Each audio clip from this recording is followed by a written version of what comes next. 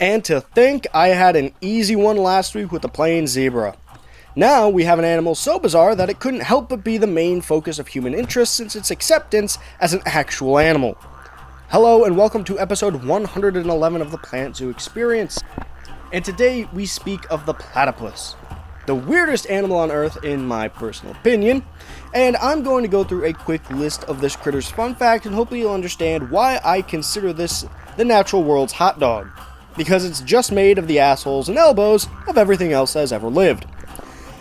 From the top, the platypus is famous for its duck bill, but there's more to it than just a duck's bill. Just like the water chicken they stole it from, the bill of a platypus is covered in electroreceptors to help them find prey. Yeah, if you didn't know, platypodes eat invertebrates, things like insect larvae, worms, and crawfish, or, as the Aussies call them, yabbies. The animal also has a waterproof pelt due to natural oils, similar to that of otters and beavers. However, these oils are actually also bioluminescent under black light, making them a bright teal color. Wait a minute. Does that mean Perry the platypus? Anyway, they also have a venomous barb on their flippers because Australia. This venom is not usually fatal to humans, but is known to be extremely fucking painful, being often compared to shrapnel wounds. Unfortunately, unlike taking the spicy bite of a frag grenade, morphine will not help you, as the toxin will literally nullify the opiates. But that is only on the males, and they only really produce them when it's mating season. But don't worry, females are also weird as shit. You see, platygals don't have nipples. Sorry, furry artists, you're gonna have to need to get creative. However, they do lactate, as they are still mammals. They just sweat milk out of their armpits, because of course they do. As we all know, they are one of the few monotremes in the world, and that being a mammal that lays eggs. Finally though, the fatty tail they have is often compared to that of a beaver, but in reality it's more like a fat version of an otter's tail. So, now that we got through all the whack-ass biology, let's discuss how we got this real-life chimera. First records of the family that would eventually evolve into the platypus date back as far back as roughly 100 to 96 million years ago. Yeah, they're that old apparently. As a matter of fact, there is a real possibility that the platypus's family had the bill before ducks at that point. But that is unconfirmed. This first animal was known as the daragada, which we know almost nothing about. Only that it existed and that it was related to our feature creature this week. Now, we have a lot of gray space in the evolutionary record, but our next biggest point is 15 to 5 million years ago.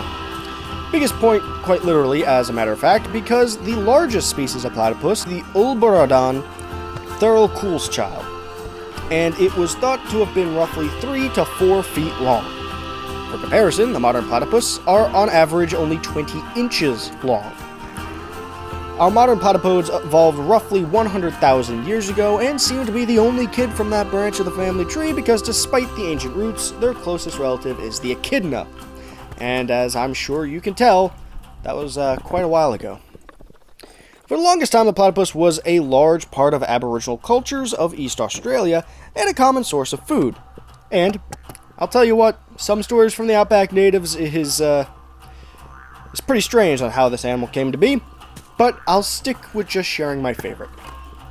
This one comes from the peoples of the Upper Darling River, and you'll find Aboriginal stories tend to rely on the imagination because details tend to be a bit uncommon.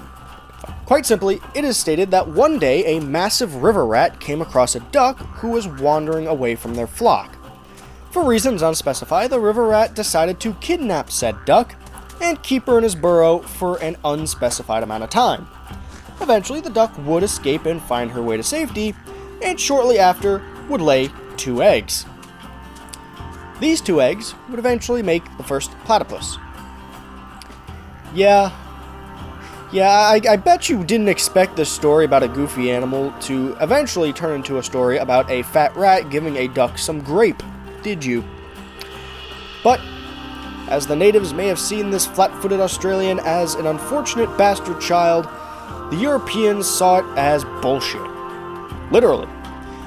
When the first pelt and sketch went to England for taxonomical labeling, In 1799, the scientists just straight up called cap on that, which I can't blame them.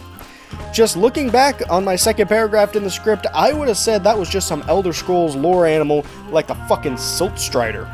But as more specimens were found and preserved, eventually they found them in the same respect as any other aquatic mammal. And by respect, of course, I meant mass hunting for their pelts, because apparently hunting a solitary 20-inch animal with venomous spurs is well worth the effort. Luckily, they would be protected federally by 1912, and they've made a pretty decent comeback. Finally, the last fact I've got for you today is something you'll see across many animal species that are native to only a singular nation, and this is their use as a diplomatic gift. Many platypodes were gifted to Allied leaders of World War II as a sign of appreciation and friendship. And with that, I hope you enjoyed the video. Please leave a like, share, and subscribe, as we always know to do. And if there's anything you'd like to add, feel free. I'm sure I missed something wild about these critters. But until next time, go outside, touch grass, hug your loved ones, drink water, and bye-bye.